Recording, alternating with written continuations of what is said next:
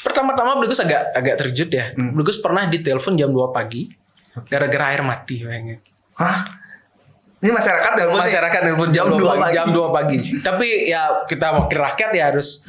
Tapi nggak mungkin dong saya telepon petugasnya jam 2 pagi juga. Mungkin ya jam paginya Blegus telepon karena kita harus siap-siap 24 jam. HP Blegus nggak pernah mati. Ya jabatannya kan sementara lah. 5 tahunan kita dipilih lagi kalau baik ya anggap aja kita kalau Blegus mindset Blegus ya sebagai yang anggota DPR Blegus mindset Blegus bukan sebagai pejabat. Anggap aja kita ini pegawai kontrak yang dikontrak masyarakat untuk ngurus dia.